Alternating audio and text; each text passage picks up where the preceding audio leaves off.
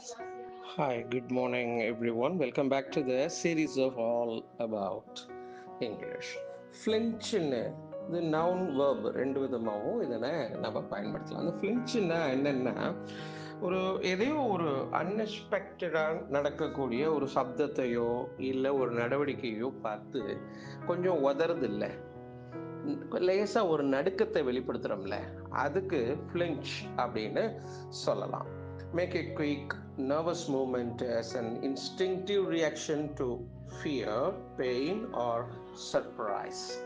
ஆச்சரியத்தை கேட்டோ இல்லை ஒரு வலியை உணர்ந்தோ அந்த மாதிரி ஒரு நடுக்கத்தை இன்ஸ்டிங்டிவா, அதாவது ஆட்டோவா உள்ளிருந்து வரக்கூடிய, இன்ஸ்டிங்டிவ்னா உள்ளுணர்வில் இருந்து, அது நாமளா வெளிப்படுத்துகிற சவுண்ட் இல்லை, தன்னை அறியாமலேயே வரக்கூடிய ஒரு சப்தம், ஒரு பாவனை இல்லை உடம்புல ஏற்படக்கூடிய ஒரு மாறுதல், நடுக்கம் என்று அதனை நாம சொல்லலாம். ஒரு அச்சத்தை வெளிப்படுத்தக்கூடிய தன்மையாக இருக்கக்கூடியதை ஃப்ளின்ச் என்று இந்த வார்த்தையால குறிக்கலாம்.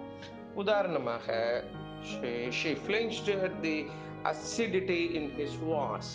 அவனுடைய குரல்ல இருந்த அசிடிட்டினா அமிலத்தன்மை.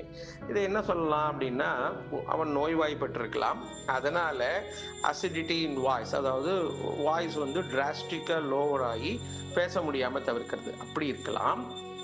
இல்லைன்னா அவன் வார்த்தையில் இருந்த கடுமை, அமிலத்தன்மைன்னா அவன் வார்த்தையில் இருந்த அந்த கடுமையை பார்த்துட்டு அவ கொஞ்சம் நடுங்கினாள், அச்சப்பட்டாள், சடக்குன்னு அப்படி தூக்கி போட்டது, இந்த மாதிரியான விஷயங்கள் எல்லாம் இந்த ஃப்ளின்ச்ட் அப்படிங்கிறத சொல்லலாம். இந்த அசிடிட்டிக்கு இந்த இடத்துல எக்ஸாக்ட் மீனிங் நம்ம இது எந்த கான்டெக்ஸ்ட்ல சொல்லப்பட்டதுன்னு நமக்கு தெரியாது, ஏன்னா ஒரு வரி தான் இருக்குது.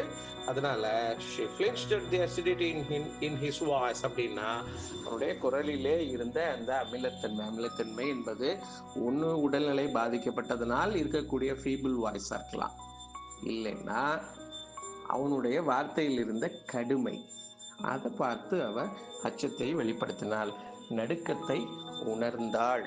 இதெல்லாம் அதற்கு அர்த்தமாக சொல்லலாம்.